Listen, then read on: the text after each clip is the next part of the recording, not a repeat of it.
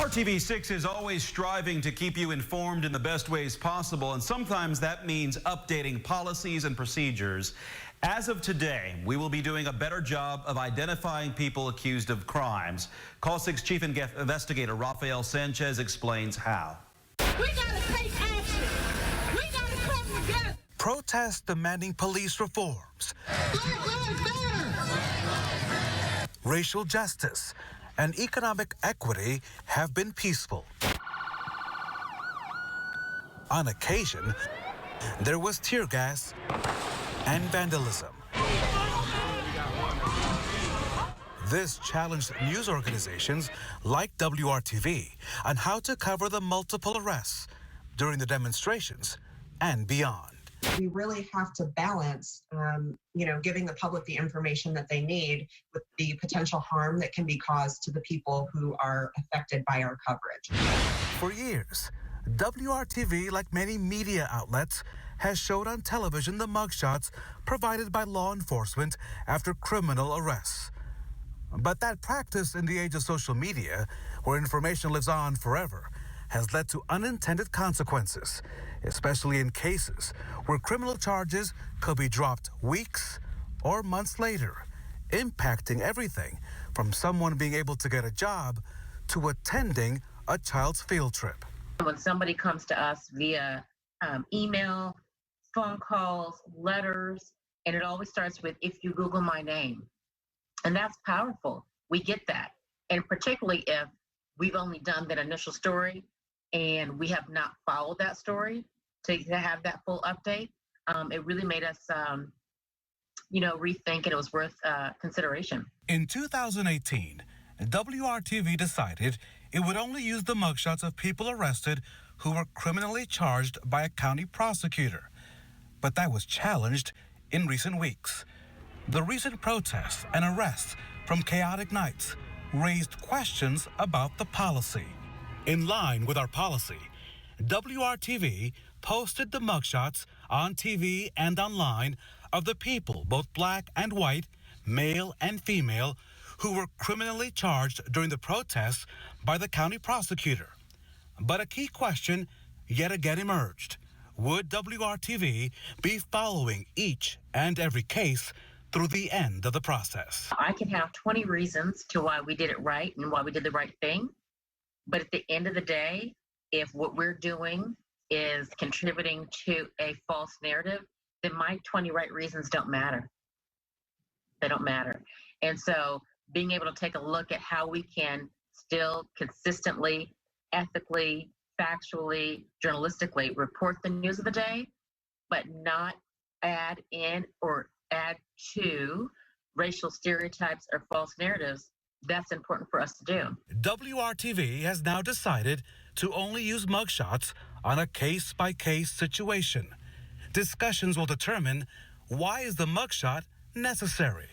What is the benefit of showing it? And is it a case we will follow through its resolution? It's not censorship. All of this information that people want to know is public record. And so they can find it if they are interested in it and they want to find it. But we as journalists have a greater responsibility because we have such a large megaphone. So we need to be thinking about, what is the value of this news story? And I think that's really where all of our decisions have to come from. And so we're doing our best to adjust our policies to make sure that we're not part of the problem as we continue to use our megaphone to lead people to the solution. A moment in time when fairness and flexibility firmly meet the demands of a dynamic city confronting robust concerns. Rafael Sanchez, RTV6. This is RTV6 News at 11, working for you.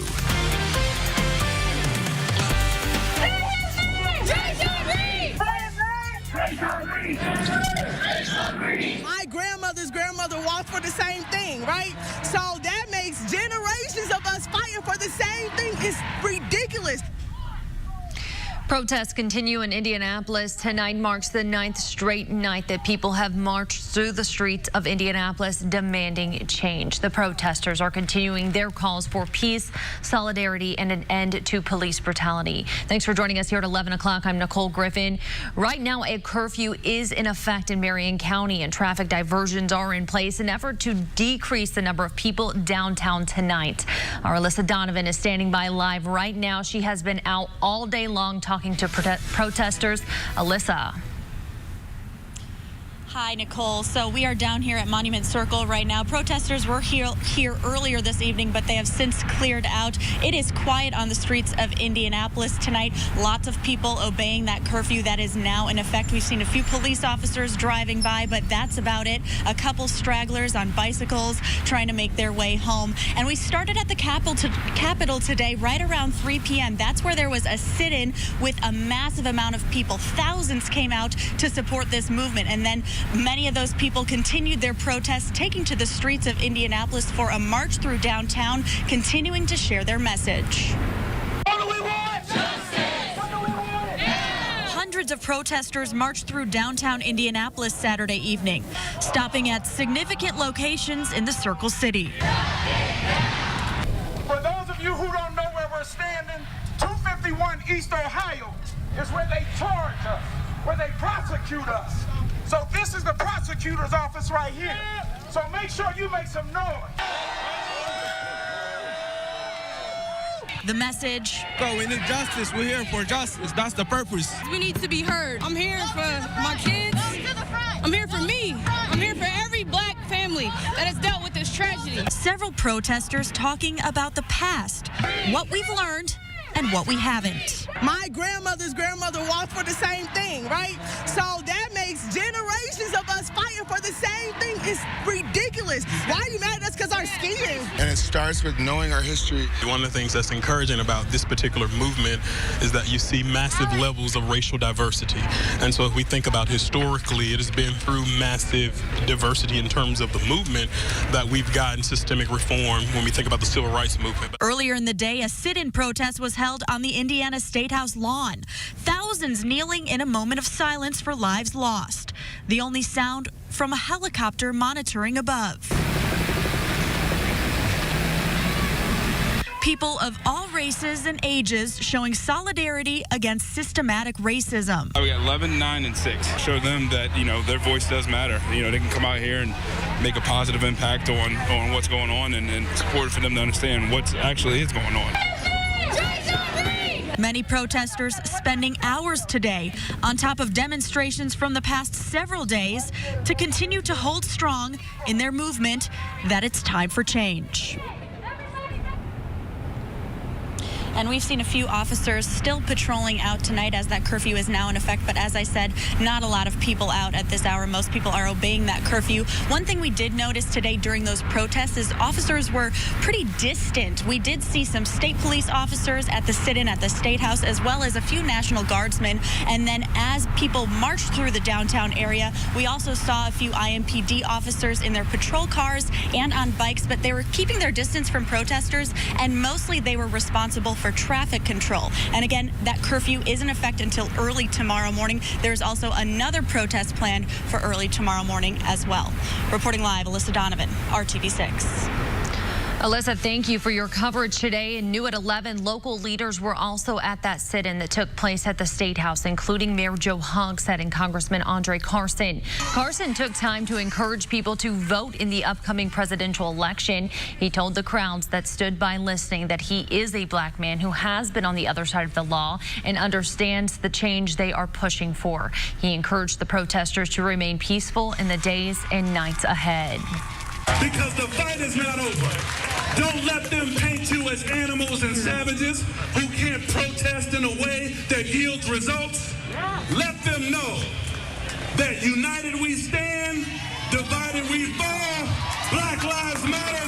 Black Lives Matter. The last thing that this movement and this moment need is yet again another 63-year-old white man telling you what you need.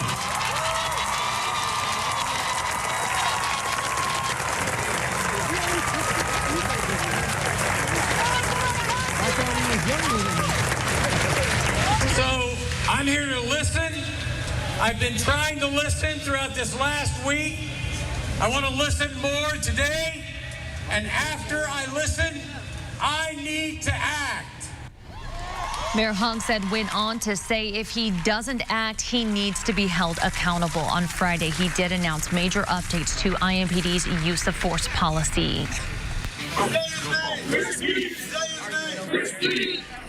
Tonight, our photographer caught this moment as protesters gathered in front of the memorial of Chris Beatty downtown. Beatty was killed 1 week ago during last Saturday's protests that turned violent. The memorial of the former IU football player and local business owner is located at Vermont and Talbot Streets, where he was killed. There has not been an arrest yet in his case. Little, RTV6. And there is a lot going on in the world right now, from the COVID-19 pandemic to the outcry for racial justice going on across the country. Our Troy Washington is working for you to explain the magnitude of the clash of both and how people are dealing with this impact. These three don't have the same story. Their lives are made up of different experiences, but they do share one understanding. I don't think you can ever forget you black because you get those reminders. You know what I mean? It's like you go in the store and somebody follows you. According to them, it's become natural to keep their head on the swivel. We get treated like we're a threat at all times, even if we are compliant. They say it's not enough just to do the right thing. They have to be extra careful. It's a weight Nigel Long also carries around with him. It can freeze you, you know what I mean? And that feeling that you get and tense you up, but you're just like, oh my gosh, like, am I going to be next? Am I going to be the next name that's called? Am I going to be the next hashtag? Or am I going to be the next person that we're marching for? Having to constantly be aware of your surroundings, being aware of like, is this somewhere where I'm going to get pulled over? Raising a black son in today's times is the most terrifying thing ever. They describe it as a constant state of anxiety and hyper-awareness. And for these black men, it's never too early to learn the rules of just existing. When like the cops see me, I just keep walking. Like I don't look at them, and they don't look at me. Like I just keep my distance. They say from a very young age, they are taught how to behave just to stay alive or stay out of trouble. Even though these teenagers are just tapping into maturity, they realize how they may be perceived by some. Like a young black man, like you're harmless. There's not much you can do, but as you get older, as like teenage years, like grown up years, they might start looking at you as a threat. They say maybe one day it won't be their load to carry, but right now they are leaning on each other to carry it through this pandemic. Working for you, Troy Washington, RTV6. Voices is one organization that gives teenagers an outlet, which is much needed during times such as these. And more than 12 kids, your parents have probably been telling you to do your homework and stay on top of your chores because the holiday season is getting closer and Santa will be checking that list. And for Hoosiers that celebrate Christmas, Santa's jolly arrival is only 18 days away. And the beautiful thing about Santa is that he represents us all. Santa can laugh like you, talk like you, and most importantly, look like you. WRTV's Stephanie Wade shares the importance of representation during the holidays. Santa is definitely a tradition at the Children's Museum. It wouldn't be Christmas time without a photo op with Santa. He'll actually be behind a barrier, but your family can sit there right in front and still do the tradition of getting a great picture. Though different this year. No sitting on Santa's lap, but we opened the mid of November and it's been going really well and families seem to be very happy. We are keeping up with all the safe social distancing and of course we've got a very rigorous cleaning schedule. The Children's Museum of Indianapolis is continuing the holiday tradition, including a variety of Santas. Black Santa is very important because we want to celebrate the diversity of our visitation, and everyone wants to see, you want to see yourself when you come in the museum. You can search on their website their list of certified Santas and see when they're scheduled, recognizing the importance of representation of all communities. We definitely have had that appreciation of families that, you know, either it was a surprise or they sought out our Santas. And so just that recognition, again, of being able to see themselves. The museum also offers a theater show called Santa Clues, looking at the origin story of Santa and how he is portrayed in different cultures. We also want to celebrate that Santa Claus or St. Nicholas is a very diverse tradition that's celebrated around the world. And we actually know that kind of the origin story of Santa probably originated in what is now Turkey. So it's most definite that Santa was of an ethnicity that he's not necessarily white European. Knowing it can sometimes be difficult to find organizations and locations where Black Santas might be this holiday season, the Children's Museum wants people to know you can count on them. And really what it all comes back to is celebrating the gifts of the season and kind of that spirit of being kind and thoughtful to other people. Stephanie Wade, WRTV. To learn more about Santa's presence in central Indiana, we have it for you on WRTV.com.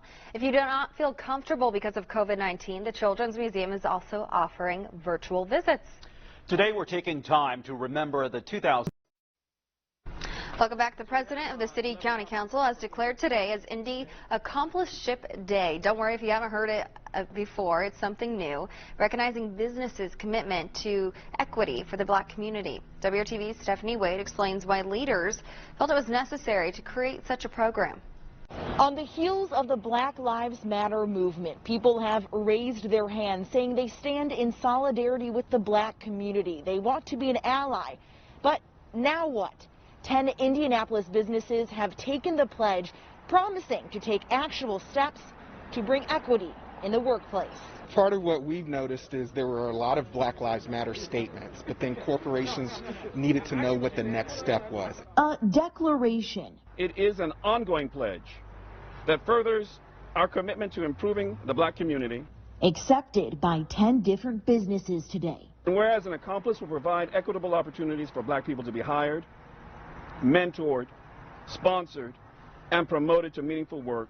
It's access to the boardroom, starting at corporate board members. Do we have Black corporate board members on these corporate boards? Do we have Black people in C-level positions in organizations, even at the director level? When we're thinking about contractors, are we thinking about Black prime contractors as opposed to just subcontractors? The Indy Accompliceship Business Plan, led by Black Onyx Management, Inc., focuses on 4 pillars, diversifying the workplace, workforce, marketplace, and community, to decrease the Black-white pay gap for similar roles, increase Black people in leadership roles, and money spent with Black vendors, pushing companies like Penske Entertainment out of their comfort zone and strive for more accountability. The recruiting of diverse talent and their retention and development within our organization, working with diverse suppliers and identifying WBEs and MBEs, and particularly Black businesses that can be helpful to us as we conduct, our races and our events at the Indianapolis Motor Speedway, but across the series. Penske among Downtown Indy Inc., Indiana Sports Corp., and local ad agency MKR. We provided marketing services, strategic support, to help local Black-owned businesses thrive. This entire service that we're doing is pro bono. We are not charging a nickel for it. Businesses big and small can play a vital role, they say, in addressing systematic racism and to make real, equitable change. And I feel like there's many members of the African American community that could come into motorsports as a whole and transform into something even greater than what it is today. It is important because those folks out there represent not only potential fans, but they represent potential drivers, potential winners of the Indy 500. Stephanie Wade, WRTV. The organization will conduct quarterly check-ins, community introductions, and provide ongoing support. To learn more how to get involved, visit IndyAccomplishship.com. This is RTV6 News at 6, working for you. We get it all, but this is a really, if you live in the community, you really know who we are. They're seeing an outpouring of support, but Black business owners say the work can't end there when it comes to equality in their communities. Tonight, we're learning the next steps for Marion County's reopening plan. We have the timeline of what you'll be able to do and when. As businesses open up and more people go back to work, more kids are going back to daycare. What child care providers must do to keep your kids safe and the help they're getting with that. Welcome into the news at 6. I'm Amanda Starantino. And I'm Mark Mullins. First at 6, more people are seeking out and supporting black-owned businesses. This as protests continue calling for equality and changes to the way law enforcement interacts with the black community. Tonight, business owners tell RTV6's Nicole Griffin the renewed interest is nice, but more needs to be done to level the playing field. Pod Mod's Backyard Barbecue opened this location here at the corner of College and Fairfield Avenues back in February, but they've been part of the Indianapolis community for more than 20 years. I talked to the owner here about why support for his business is important every day of the year. There's a grilled chicken, that's ribs right there, you know, more ribs, and then we got the ribs. Pod Mod's Backyard Barbecue is a place families on the north side rely on for a healthy meal. We're known for good soul food. Owner George Nelson says there isn't a microwave in the building. The focus is on fresh, local food. There's not another healthy food place here where you can actually get fresh vegetables, not just fried food. He says recently his business has received more attention as people choose to spend their money at black-owned businesses, something he appreciates but says there is more work to do. Police brutality has been going on for so long. I'm 52 years old, and I've experienced it, I've seen it. I think if we start really focusing on the police brutality and the access to capital for small black businesses so we can build our community. On the south side at the Healthy Food Cafe, we met 2 women who were first-time customers. We saw a post about black-owned businesses, and this was one of them, and we were really close by, so we just decided to stop and have some lunch. Being a minority myself, I think it's important for all of us to have solidarity within each other. We could have supported a chain, but we're supporting like a bigger cause, I think. I think it's amazing. I'm glad people are, coming out, supporting, and, just giving us a chance so they can actually see that we have some really good products. Ribs, chicken, fish, pork chop. At Pod Mod's, Nelson hopes the support of small, locally owned black businesses continues long past this month. It really doesn't matter if you're black or white. If you live in this community, that we begin to rotate our money in our community. So businesses like his can keep their doors open and continue serving local families. Working for you, Nicole Griffin, RTV6. Local minority first responders are joining the call for change to end racism and violence. It comes on Juneteenth, a holiday that marks the emancipation of the last of those enslaved in the U.S. Our Nicole Griffin talked with a local firefighter about the message he hopes this peace walk can send. Today, the message from first responders that we're hearing from that took part in this Juneteenth peace walk is this: we feel your pain and we also want change. They are looking at today is a launching pad, a step in the right direction. I think that this could really work as a first step to create a better version of Indianapolis in the future. So Indianapolis firefighter Jabron Williams is one of the driving forces behind this peace walk for justice and reform. The walk is bringing together side by side first responders from several organizations, including the Minority Police Officers Association and the Indianapolis Black Firefighters Association. Those taking part say, as first responders and members of the community who care, they feel it's their responsibility to not just talk about equity and inclusion, but to move our city forward with their actions. When you call 911, it's because, you have an emergency, right? City Council just ruled racism a public health emergency. So to me, I see that as a 911 call. And if I don't, as a firefighter, as a public safety servant that serves the beautiful city of Indianapolis, if I don't do everything in my power to try and fight for equality and injustice, I'm not doing my job to my fullest capabilities. Right now, the police department, the fire department, the mayor's office, they're empathizing with our community. And that's what we're doing today, and we're moving forward, making history today. The peace walk started at College and Mass Ave and ended with everyone gathering at Kennedy King Park, where a conversation about the What's Next movement took place. It focused on systematic solutions and commitments for actions moving forward. Working for you, Nicole Griffin, RTV6. That initiative focuses on government and policing, but there are other initiatives at work helping lift black businesses to survive in this soured economic climate. WRTV's Troy Washington is focusing on that angle, showing how one group is helping connect customers to black businesses and how the state is also making a move to help. Tiana Thompson started Black-owned Midwest, a group that connects Black business owners. From Black architects to Black therapists and so forth, even lawyers. There are even Black farmers in the group, like Selena Tillman, an urban farmer who runs Serenity Gardens. Black-owned Midwest has been a great, I guess, kind of connector between a local community growth spot and the local community surroundings. The group is about 3,400 people strong. And according to Governor Holcomb, there's no better time than now to join the movement supporting Black businesses. While Black lives matter, Black livelihoods matter too. Like buying Black is in right now just because of the movement, and I found that a lot of people, no matter what skin tone you are in, they want to support Black businesses. In July, right here inside of Cleo's Bodega and Cafe, Thompson received a proclamation from the state supporting the Buying Black movement. There is a stigma that we don't support each other, that we're not looking out for each other. So if we can all band together and show that we are one unit, we are a community, our culture does matter. Lena Dickerson recognizes there's strength in unity. Anybody in the group can just comment and say, do y'all want to pop out today? And we'll just say yeah and decide on where to go. And thousands of other group members agree we are all better together. Working for you, Troy Washington, WRTV. And we've got more details on these businesses when you read this story on our website, WRTV.com. Today's heat and humidity did not stop protesters. Hundreds of people gathered and marched through downtown Indianapolis this afternoon and into the evening. Our Cameron Riddle has been reporting from the protests since they started on Friday. Cameron, no curfew tonight, so are demonstrators still out there at this hour?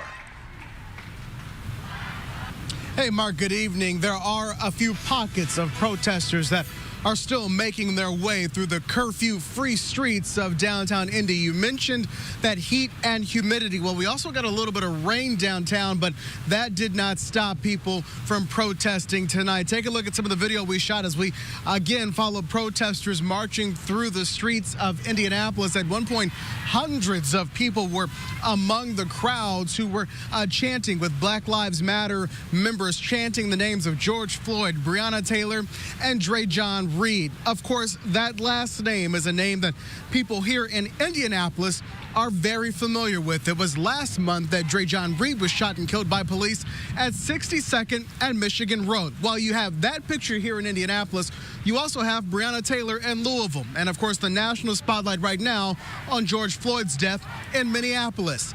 But the Black Lives Matter protesters who I talked to today say they are echoing the sounds of Dre'Jon Reed's mother, Demetri Wynn, who spoke earlier today asking for more answers and transparency from Indianapolis police. Tonight, Black Lives Matter say they will continue protesting until Dre'Jon's mother gets what she needs. And the mayor came out and he made 2 press conferences because of the looting and destruction that's going on in the city. And he mentioned Minneapolis and he mentioned George Floyd. God rest George Floyd's soul, but that's not why Indianapolis is doing all the looting. That's not why it's destruction. It's because it's corruption on our streets, in our police department. That's why Indianapolis is in shambles. That's why downtown is boarded up, because you haven't spoke on Dre'Jon Reed, and that's the problem. Tonight, several downtown streets are still closed or at least blocked off, with IMPD at a number of corners directing traffic or diverting traffic. As I said, there are a couple of pockets of small protesters that are still making their way throughout downtown. A few have just arrived back here on Monument Circle. That said, it is curfew-free tonight, and things have been peaceful. Protesters, as they have said since the beginning of the week, promise they will be back again here at Monument Circle starting at 4 o'clock Thursday. That would be the 7th day of protests. Reporting live downtown, I'm Cameron Riddle, RTV6.